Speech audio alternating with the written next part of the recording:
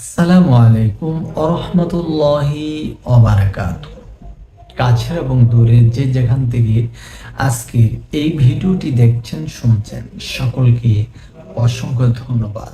সম্মানিত দর্শক, আজকে এই ভিডিওতে আপনাদেরকে জানাবো তিনবার বিসমিল্লাহ পাঠ করে এক গ্লাস পানির উপর ফু অথবা দম করলে কি হয়। খুবই গুরুত্বপূর্ণ, খুবই কার্যকরী একটি আমল। আসুন আমরা শিখে নেই এই আমলটি কিভাবে আমাদের করতে হবে।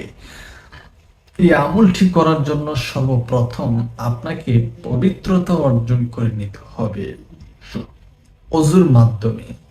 এরপরে আপনি যে কাজ করবেন, একটি কাঁচের গ্লাস ভালোভাবে ধৌত করে এক গ্লাস খাবারের পানি সংগ্রহ করবেন। সম্মানিত দর্শক, এরপর আপনি পবিত্র বিছানাতে বসবেন, বসে তিনবার ইস্তেগফার আদায় করবেন। আস্তাগফিরুল্লাহ রাব্বি মিন কুল্লি যামবি ওয়া আতুবু ইলাইহি।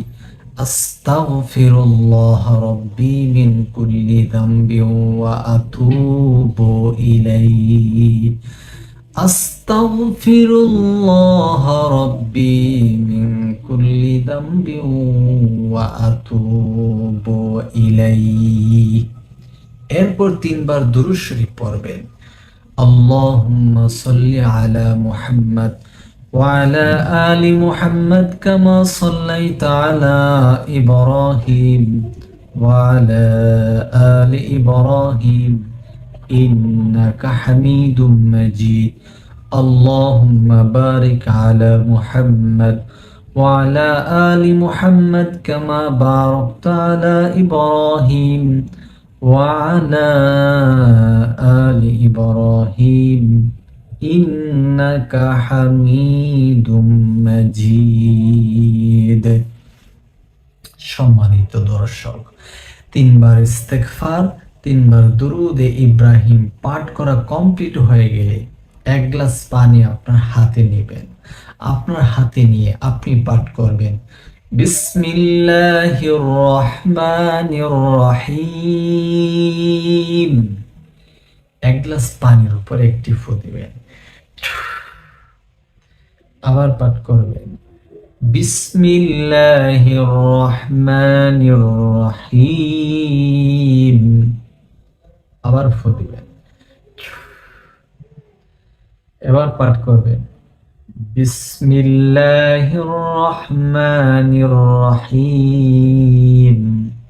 আর একটি ফু দিবেন। এইরকম ভাবে তিনবার বিসমিল্লাহির রহমানির রহিম পাঠ করা কমপ্লিট হয়ে গেলে আপনি আবারও তিনবার দুরূদ শরীফ পড়ে নেবেন। সাল্লাল্লাহু আলাইহি ওয়াসাল্লাম, সাল্লাল্লাহু আলাইহি ওয়াসাল্লাম, সাল্লাল্লাহু আলাইহি ওয়াসাল্লাম। সম্মানিত দর্শক, এখন আমি আপনাদেরকে জানিয়ে দিব তিনবার বিসমিল্লাহ পাঠ করে এক গ্লাস পানির উপর ফু অথবা দম করলে কি হয়। চ্যানেলে নতুন এসে থাকেন, দয়া করে চ্যানেলটি এখনই সাবস্ক্রাইব করে ফেলুন, ভিডিওটি শেয়ার করে সবার মাঝে প্রচার করে দিন। আসুন আমরা জেনে নিই এই আমলের ফলাফল কি হতে যাচ্ছে। এই এক গ্লাস পানি আপনি কি করবেন, এই পানিটি আপনি অথবা যার জন্য এই আমলটি করা হয়েছে সে বিসমিল্লাহির রহমানির রহিম বলে 3 শ্বাসে পানিটা পান করে নেবেন। এতে করে আপনার পেটের মধ্যে যদি কোনো পেট ব্যথা থাকে, কোনো আপনার শরীর স্বাস্থ্য খারাপ লাগে, দুর্বল আসে, সেক্ষেত্রে আল্লাহর অশেষ রহমতে পেট ব্যথা ভালো হয়ে যাবে, মাথা ব্যথা ভালো হয়ে যাবে, সমস্ত ব্যথাজনিত জিনিসগুলো তাৎক্ষণিকভাবে ভালো হয়ে যাবে আশা করি। আজকের ভিডিওটি পর্যন্ত। যাদের কাছে ভালো লাগছে ভিডিওটি শেয়ার করে প্রচার করে দিবেন।